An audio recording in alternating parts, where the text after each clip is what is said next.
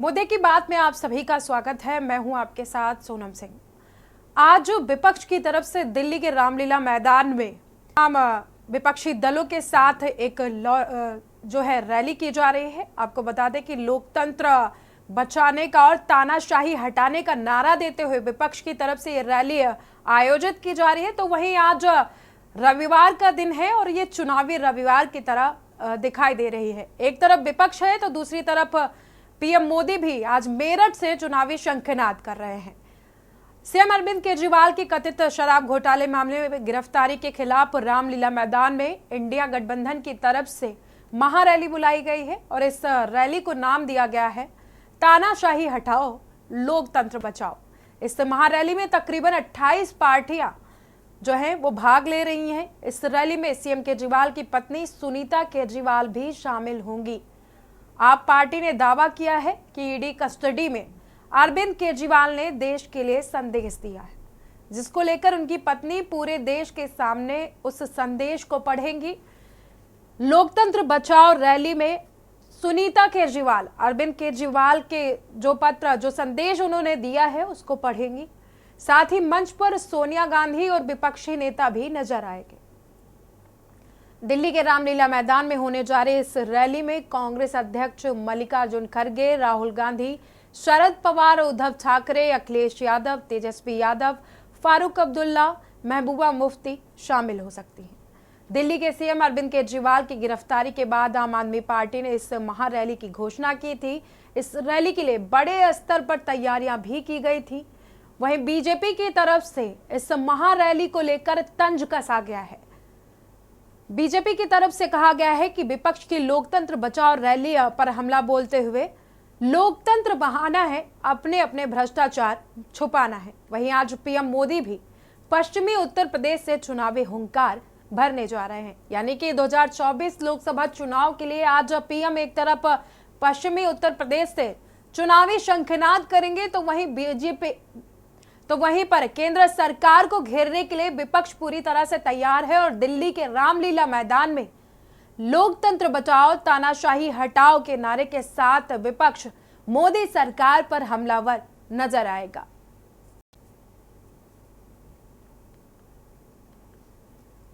और इसी रैली को लेकर के विपक्ष की तरफ से आम आदमी पार्टी के सरकार में मंत्री आतिशी ने क्या कुछ कहा है, आपको सुनाते हैं। देखिए, मैं तो मानती हूँ ये किसी पार्टी की रैली नहीं है, ये दिल्ली के और देश के लोगों की महारैली है। आप देखिए, अभी सुबह 10 बजे हैं, ऑलरेडी एक जन सैलाब उमड़ गया है। आप बाहर जाइए, कोई अपनी गाड़ी में, कोई पैदल, कोई मोटरसाइकिल में, कोई बस में बैठ के, कोई मेट्रो में बैठ के, ऐसे लोग जो राजनीतिक नहीं है। दिल्ली और देश के अलग अलग हिस्सों से आम लोग अरविंद केजरीवाल जी की गिरफ्तारी के खिलाफ अपना रोष व्यक्त करने के लिए आज यहाँ पर इकट्ठा हो रहे हैं। और आज की खबर तो आप जानते होंगे ना, हम लोग दिल्ली आ रहे हैं, प्रधानमंत्री दिल्ली से बाहर जा रहे हैं। तो सोचिए, वो पहले से ही तय हो रखा है कि दिल्ली कौन आ रहा है, दिल्ली से बाहर कौन जा रहा है आज की तारीख में। और जहां तक करप्शन की बात है, एक लंबी सूची है। भाई, हमें क्यों चंदा नहीं दिया, आपको चंदा क्यों नहीं मिला? ये नया आविष्कार हुआ है कि ईडी, सीबीआई, इनकम टैक्स तो लगाइए और जितना चाहो उतना चंदा वसूल लो। विपक्ष के कटाक्ष के बाद अब बीजेपी की तरफ से भी जवाब देते हुए कहा गया है कि लोकतंत्र एक बहाना है और भ्रष्टाचार छुपाना है। सांसद सुधांशु त्रिवेदी ने क्या कुछ कहा है, आपको सुनाते हैं। मैं पुनः कह रहा हूं, ये तथाकथित लोकतंत्र बचाओ रैली वास्तविकता में परिवार बचाओ भ्रष्टाचार छुपाओ रैली है, क्योंकि सभी भ्रष्टाचारी एक दूसरे का साथ देते हुए भ्रष्टाचार के भाईचारे में एक साथ हैं। और ये मैं अभी आपको बता रहा हूं, परिवारवाद के कुछ नए आयाम, परिवारवाद के कुछ नए स्वरूप, परिवारवाद के कुछ सदस्यों का नया अन्नप्राशन होता हुआ आपको आज नजर आएगा। झूठे लोगों का झूठा गठबंधन है ये उन लोगों का गठबंधन है जो दिल्ली में आम आदमी पार्टी कांग्रेस से गठबंधन कर लेती है, पंजाब में गठबंधन करती नहीं है। ममता जी कह रही हैं कि मैं अकेली लड़ूंगी, मैं किसी को कोई गठबंधन मानती नहीं हूं। ये सिर्फ अपने साथ खड़े होके फोटो अपॉर्चुनिटी कर रहे हैं, कुछ नहीं कर रहे। ये इनके कोई फॉलोअर्स किसी भी रैली में आने वाले नहीं है। ये सब इधर उधर से लोगों को छोटा मोटा लालच देके, अच्छा भी है कम से कम इस बहाने उन लोगों की सेवा तो कर रहे हैं, उन लोगों को कुछ तो प्राप्ति होगी। सारे भ्रष्टों का संगठन है, समूह है जो इकट्ठा हो गया है। आप जो भी देख लो, ये वो लोग हैं जिनको सारे के सारे बेल पर हैं, जो वहां पर आकर इकट्ठे हो रहे हैं। और वो क्या कह रहे हैं कि हम भ्रष्टाचारी नहीं है। ये तो जनता डिसाइड करेगी कि ये भ्रष्टाचार उन्होंने किया कि नहीं किया। ये तो कोर्ट डिसाइड करेगा कि उन्होंने भ्रष्टाचार किया कि नहीं किया। तो मेरा सिर्फ ये कहना है कि भ्रष्टाचारियों का एक संगठन है, अपने सर्वाइवल के लिए एक साथ मिल रहा है। इनका कोई विचारधारा नहीं है, इनकी कोई सोच नहीं है, सिर्फ अपने आप को कानून से बचाने के लिए ये ऐसी रैली कर रहा है।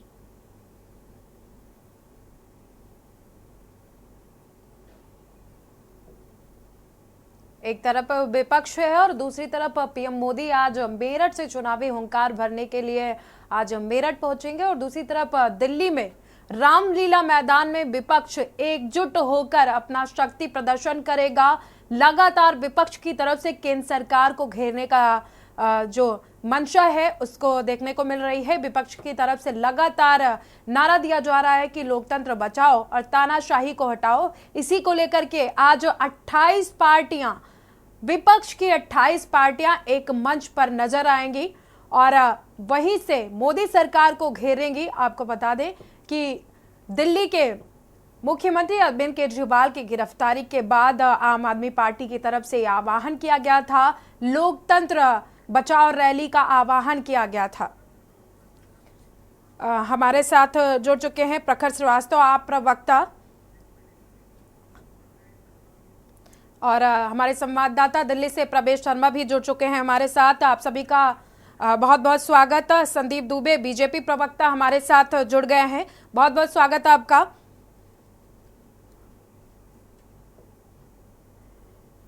सबसे पहले जाना चाहेंगे संदीप दुबे के पास।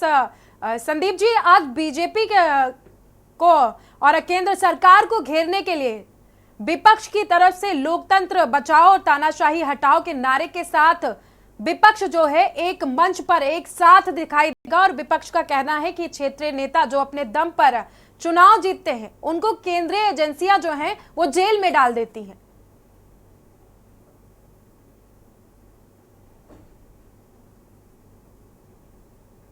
बचाओ रैली, भ्रष्टाचार मिटाओ रैली है या भ्रष्टाचार करो और अपने को छुपाओ रैली है?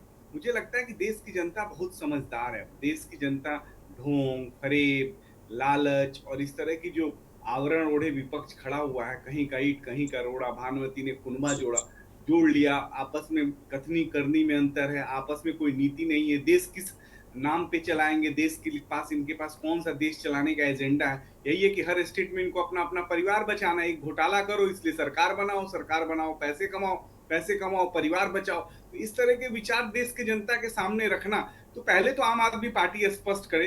दो सवालों के साथ मैं कहना चाहूंगा कि पहला ये कि आम आदमी पार्टी स्पष्ट करे कि कांग्रेस युक्त और कांग्रेस मुक्त जो दोनों नारे थे उसके साथ अब कांग्रेस संयुक्त हो गई है और कांग्रेस हमेशा भ्रष्टाचारियों के साथ खड़ी रहती है इस देश में, आजादी के बाद अब तक। यही अरविंद जी माँ बहन जो पता नहीं क्या क्या कसम खा के आए थे, आज वो सारे लोग जिनको ये चोर कहते थे वो सब इनके साथ हैं। तो चोर मौसियाउत भाई की कहानी चरितार्थ हो रही है दिल्ली के अंदर और देश की जनता इन लोगों से घृणा करने लगी है। इनको समझ में नहीं आ रहा, देश की जनता इनसे घृणा कर रही है। तो ये लोग स्पष्ट कर दें कि इसी नीति के साथ इनके जो राष्ट्रीय पार्टी का दर्जा मिला था कि परिवारवाद के खिलाफ ये लड़ेंगे, अब भाभी को मुख्यमंत्री बना। लेकिन संदीप जी, आम आदमी पार्टी की तरफ से तो कहा जा रहा है कि दिल्ली की जनता के दिल में अरविंद केजरीवाल रहते हैं और अरविंद केजरीवाल के दिल में जनता रहती है दिल्ली की।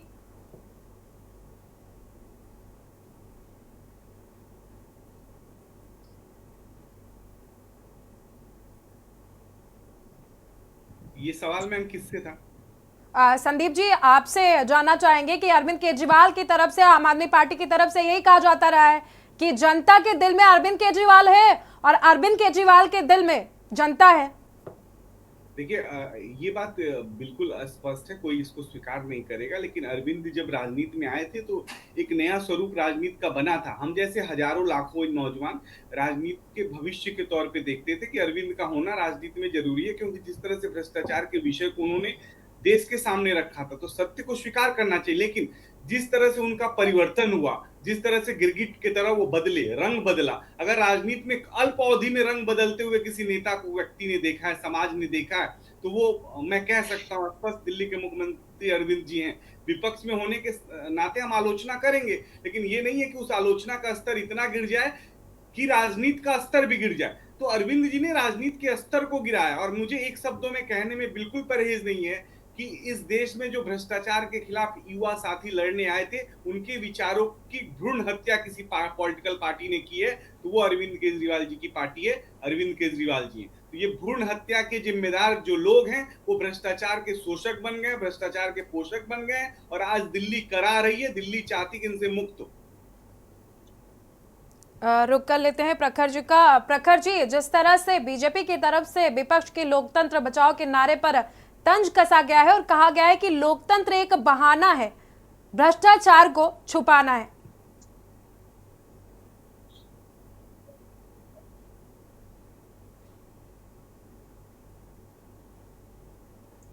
प्रखर जी अनम्यूट करें।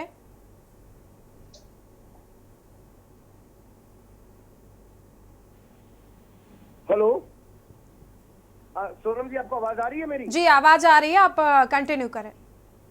सोनम जी आपको नमस्कार, आपके सभी दर्शकों को मेरा नमस्कार। हो गई है पीर पर्वत सी पिघलनी चाहिए, इस हिमालय से कोई गंगा निकलनी चाहिए।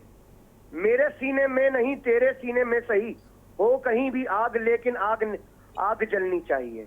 आज ये दीवार पत्तों की तरह हिलने लगी, शर्त लेकिन ये है कि बुनियाद हिलनी चाहिए। इंडिया गठबंधन की ये रैली भारतीय जनता पार्टी की बुनियाद हिलाने पर उतारू हो चुकी है। आज जिस तरीके से रामलीला मैदान के अंदर ऐतिहासिक रैली इंडिया गठबंधन माफी के साथ प्रखर जी आपको रोकना चाहेंगे, आपके पास वापस आएंगे। आम आदमी पार्टी के मंत्री गोपाल राय क्या कुछ कह रहे हैं आपको सुनाते हैं। लोग कहते थे भाजपा का विकल्प क्या है, नरेंद्र मोदी का विकल्प क्या है, एनडीए का विकल्प क्या है। आज पूरे देश के से लेकर के कश्मीर तक, असम से लेकर के गुजरात तक, चारों तरफ और आज रामलीला मैदान में एक ही शंखनाद करके पूरा देश इकट्ठा हुआ है। एनडीए का विकल्प, इंडिया तैयार है तुम्हारा मुकाबला करने के लिए, तुम्हारी तानाशाही का मुकाबला करने के लिए, तुम्हारी गुंडागर्दी का मुकाबला करने के लिए, लोकतंत्र के हत्या का मुकाबला करने के लिए। कई लोग पूछते हैं कि आखिर ये विपक्ष के लोगों को क्यों गिरफ्तार करते हो, क्या भाजपा में कोई भ्रष्टाचारी नहीं है? देश जानता है आज अरविंद केजरीवाल को जिस व्यक्ति के बयान के आधार पर गिरफ्तार कर लिया गया, वो शरद रेड्डी, साउथ लावी का जिसको इन्होंने गिरफ्तार किया था शराब घोटाले में, उस शरद रेड्डी से इलेक्टोरल बॉन्ड की लिस्ट आने के बाद सारा दूध का दूध पानी का पानी हो गया। उस शरद रेड्डी से ये भाजपाइयों ने 60 करोड़ रुपया लिया है, जो ऑन रिकॉर्ड है। मैं पूछना चाहता हूं आज देश के प्रधानमंत्री से, करोड़ रुपए का हिसाब कब दोगे? मैं ये नहीं, अरे तुमने मुख्यमंत्री को गिरफ्तार कर लिया, इस शरद रेड्डी को कब फिर गिरफ्तार करोगे? कल हमने देखा एनडीए में राघव ममता के पिता को कैंडिडेट बना दिया, सारे बेईमानों को चुन चुन करके जिस पर आरोप लगाते थे उनको गिरफ्तार कर लिए, और उसके बाद तुमने पैसा ले लेकर के जमानत दिलवा दी, और आज पूछते हो कि कौन लोगों को जमानत नहीं मिल रही है। मैं आपसे कहना चाहता हूं दोस्तों, ये देश एक नया इतिहास रचने के लिए आपसे कुर्बानी मांग रहा है। ये देश एक मुहाने पर खड़ा है। 1942 में महात्मा गांधी ने एक नारा दिया था, करो या मरो। आज देश इसी मुहाने पर खड़ा है। अगर ये लोकसभा का चुनाव बीत गया, फिर इस देश की तस्वीर और इस देश की तस्वीर का आकलन करना आज मुश्किल है। इसलिए इस रामलीला मैदान में जितने देश के बेटे बेटियां आए हैं, जितने देशभक्त आए हैं, उनसे कहना चाहता हूं, ये करो या मरो का वक्त है। अगला 2 महीना अपने नौकरी से छुट्टी लो, अपने काम से छुट्टी लो। 2 महीने लोकतांत्रिक आंदोलन का समय है, 2 महीना क्रांति का समय है।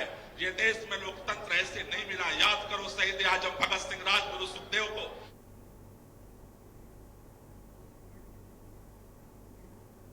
आम आदमी पार्टी की तरफ से लगातार केंद्र सरकार पर आरोप लगाए जा रहे हैं तानाशाही के। तो वापस से रुख कर लेते हैं मेहमानों का, वापस से रुख करते हैं प्रखर जी का। प्रखर जी, जिस तरह से लगातार आम आदमी पार्टी जो है वो लगातार केंद्र सरकार पर हमले कर रही है, और जिस तरह से बीजेपी की तरफ से कहा जा रहा है कि ये रैली नहीं है, सिर्फ भ्रष्टाचार छुपाने के लिए रैली की जा रही है।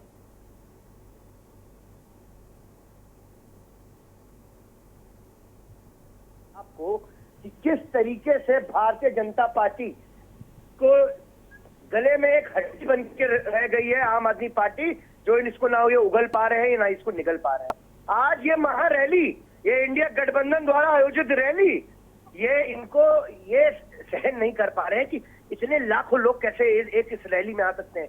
देखिए, नरेंद्र मोदी की सरकार को इस रैली से हम लोग उनकी बुनियाद को हिलाने जा रहे हैं। किस तरीके से लोगों का जन समर्थन मिल रहा है। देखिए, अभी मैं भारतीय जनता पार्टी के प्रवक्ता को सुन रहा था, वो बड़े बड़े विचार दिए जा रहे थे कि वो कसम खाकर आए थे कि हम इनके साथ गठबंधन नहीं करेंगे, हम उनके साथ गठबंधन नहीं करेंगे। मैं थोड़ा सा इनको इतिहास याद दिलाऊं, यही भारतीय जनता पार्टी का इतिहास था। मैं भारतीय जनता पार्टी के प्रवक्ता यहाँ बैठे हुए हैं, पूछिए मेहमानों का। आपको बता दें क्या, अब रुक करते हैं प्रवेश का। प्रवेश, आज दिल्ली में विपक्ष की तरफ से महारैली है और एक तरफ पीएम मोदी भी मेरठ में जयंत चौधरी के साथ मंच साझा करते हुए नजर आएंगे। बहुत ही दिलचस्प समीकरण बीजेपी की तरफ से बनाने की कोशिश मेरठ से की जाएगी, क्या कुछ स्थिति है? बिल्कुल, आपने बिल्कुल सही कहा। देखिए, राजनीति के लिए आज का दिन बड़ा महत्वपूर्ण माना जाएगा, क्योंकि एक तरफ पूरा विपक्ष जो है इंडिया गठबंधन मिलकर दिल्ली के रामलीला मैदान में रैली कर रहा है, जिसमें विशेष रूप से मैं आपको बता दूं, जितने भी जो मुख्यमंत्री रहे या मुख्यमंत्री पद पर रहकर भी जो है जेल चले गए, उन सभी की पत्नी पहुंचेंगी। मनीष सिसोदिया की पत्नी होंगी, संजय सिंह की पत्नी वहां पर होंगी, इसके अलावा मुख्यमंत्री अरविंद केजरीवाल की पत्नी होगी, और इसके साथ साथ मैं आपको बता दूं हेमंत सोरेन की पत्नी भी यहाँ पर मौजूद होगी। और सबसे बड़ी बात है कि लगभग 28 पार्टियां जो है जो इंडिया गठबंधन में जुड़ी है, उनके कोई ना कोई प्रतिनिधि करने के लिए यहाँ पर मौजूद है। और सबसे ज्यादा जो अहम कड़ी है वो ये है कि अरविंद केजरीवाल की गिरफ्तारी को लेकर आज कुछ ना कुछ जो है प्रहार प्रधानमंत्री मोदी पर करना है। सीधे तौर पर पूरा विपक्ष का कहना है कि अरविंद केजरीवाल को फंसाया जा रहा है। वहीं दूसरी तरफ की बात करें तो प्रधानमंत्री मोदी जो है मेरठ में आज रैली करने जा रहे हैं, जिसमें सीधे तौर पर मैं आपको बता दूं कि लोकसभा चुनाव को लेकर वो कहीं ना कहीं चर्चा करेंगे, बिगुल बजाएंगे, और सीधे तौर पर जो क्रांति की धरती मेरठ मानी जाती है वहां से जो है इसकी शुरुआत करने की आज से बिगुल बजा देंगे। जी वह रुक कर लेते हैं संदीप दुबे जी का। आम आदमी पार्टी की तरफ से लगातार कहा जा रहा है कि केंद्र की सरकार तानाशाही कर रही है, अगर तानाशाही को खत्म करना है तो 2 महीने का वक्त जनता निकाले, अपने काम काज को बंद कर दे और लोकतंत्र के लिए काम करे। मैम, कितना हास्यास्पद है। इन्होंने कहा गाड़ी नहीं लेंगे, इन्होंने कहा घर नहीं लेंगे, इन्होंने कहा कितने वादे किए, और आज फिर जब इनके पास सरकार आ गई, कुर्सी आ गई, तो कह रहे कि फिर जनता करे और जनता सोचे और जनता इनका साथ दे। अब जनता इनका साथ छोड़ चुकी है। और मैं एक बात स्पष्ट करता हूँ, राजनीति का हमेशा स्वरूप होता है, इस देश की जो आम जनता है जिसको आप सत्य धारण करके बैठी हुई है, वो सही और गलत में फर्क समझती है और उसको कोई बरगला नहीं सकता। आज जनता यशस्वी प्रधानमंत्री नरेंद्र मोदी जी के गारंटी में विश्वास करती है। उन्होंने जो कहा है वो किया है। आज विपक्ष पूरी तरह से हतोत्साहित है, पूरी तरह से विपक्ष बार बार मोदी जी को क्यों टारगेट करता है, ये सोचने की जरूरत है। हमने जितने भारतीय जनता पार्टी ने वादे किए, अपने वादे पे हम खरे उतरे, वो चाहे राम मंदिर का मुद्दा ले लीजिए या जितने भी मुद्दे हैं, 370 का ले लिए, तो हमारे पास जनता के बीच जाके कहने के लिए बहुत कुछ है। हमने जो किया है वो कहेंगे। अब विपक्ष भी अपनी बात गिनाए, विपक्ष के पास जो है कहने के लिए कुछ नहीं है, सिर्फ उनके पास एक ही चीज है, वो मोदी जी की किस तरह बुराई कर सकते हैं, ढोल नगाड़े के साथ बुराई कर रहे हैं, परसेप्शन की पॉलिटिक्स भारत में बनाने की कोशिश हो रही है और इससे कुछ नहीं होगा। क्योंकि गलत लोगों के इकट्ठा होने से सच्चाई दब नहीं सकती, सच्चाई को इस देश में मिटाया नहीं जा सकता। मैं फिर आपको मैम कहता हूं, देश में मोदी जी की गारंटी चल रही है और ये राजनीतिक लड़ाई नहीं है। विपक्ष इकट्ठा हो, विपक्ष अपनी बात करे, विपक्ष आलोचना भी करे, लेकिन विपक्ष दो चीज कभी ना भूले कि ये देश सुरक्षित रहेगा तभी हम सब लोग सुरक्षित हैं। इसलिए देश की सुरक्षा सर्वप्रथम है और भारत की प्रत्येक जनता देशवादी जो देश से प्यार करती है वो राष्ट्रवादी है और राष्ट्र सर्वप्रथम रख के हम सब काम कर रहे हैं। प्रखर जी, संदीप जी का कहना है कि अगर देश सुरक्षित है तो मोदी की गारंटी पर। देखिए, ये यही आदरणीय प्रधानमंत्री नरेंद्र मोदी जी थे जिन्होंने कहा था मैं देश नहीं बिकने दूंगा। इन्होंने पूरा देश एक आदमी के नाम निछावर कर दिया। आसमान से लेकर आकाश से लेकर पाताल तक एक आदमी को बेच दिया। तो देखिए, देश की जनता पूर्ण रूप से जानती है कि ये गारंटी नहीं, ये सिर्फ जुमले हैं, क्योंकि प्रधानमंत्री ने बहुत वादे ऐसे ऐसे करे हैं जिसके लिए आज वो मशहूर हो चुके हैं। प्रखर जी, वक्त की कमी है। हम जाना चाहेंगे विजय दुबे जी के पास, जो वरिष्ठ पत्रकार हैं हमारे साथ जुड़े हुए हैं। विजय जी, जिस तरह से आम आदमी पार्टी और विपक्ष लगातार मोदी की गारंटी को झूठा साबित करता हुआ दिख रहा है और आज विपक्ष जो है एकजुट होकर एक मंच पर केंद्र सरकार को घेरने के लिए तैयार है। देखिए, जो आज इंडिया गठबंधन की रैली दिल्ली में हो रही है उसमें सारे ही विपक्षी दल और ऐसे खासतौर पे झारखंड और दिल्ली सरकार की अगर बात करें तो दो मुख्यमंत्री ऐसे हैं जो कि रिसेंटली जिनको कि करप्शन के आरोपों में ईडी ने गिरफ्तार किया है और अब वो जेलों में। तो अब सवाल ये उठता है कि इंडिया गठबंधन जिस मुद्दे को भ्रष्टाचार की बात जो है वो दोनों तरफ से की जा रही है। ऐसा नहीं है जो है केवल इंडिया गठबंधन इस बात को कह रहा है। भ्रष्टाचार के मुद्दा जो है वो बीजेपी भी उठा के सामने रख रही है और उसी आरोपों के तहत उन्होंने इन मुख्यमंत्रियों को, चाहे अपोजिशन के लीडर्स को टारगेट किया है और वो इसको भ्रष्टाचारी बता रहे हैं। दूसरी बात यह है कि जो एक और दूसरा पक्ष जो है वो ये बता रहा है कि जो भारतीय जनता पार्टी है उसके पास भी बहुत सारे ऐसे नेता हैं जो कि दूसरी पार्टियों से आए हुए हैं और उन्होंने अब तो रिसेंटली मैं जो कल देख रहा था कि जो एक वॉशिंग मशीन का जो है इस्तेमाल किया गया और उसमें जो है उसी को चुनावी कैंपेन के रूप में इस्तेमाल किया जा रहा है। तो ये अब दोनों तरफ से जो मुद्दे देश की जनता के सामने उठाए जा रहे हैं, अब भ्रष्टाचारी कौन है ये तय करना जो है ये 2024 में देश की जनता को पड़ेगा कि असली भ्रष्टाचारी वो किसको मानते हैं। वो देश के सिस्टम में कौन ऐसा व्यक्ति है जो इस देश को आगे ले जा सकता है और किस प्रकार से आगे ये देश बढ़ेगा। असली में जो समस्या ये है कि 2024 के चुनाव कई मायनों में बहुत महत्वपूर्ण होंगे।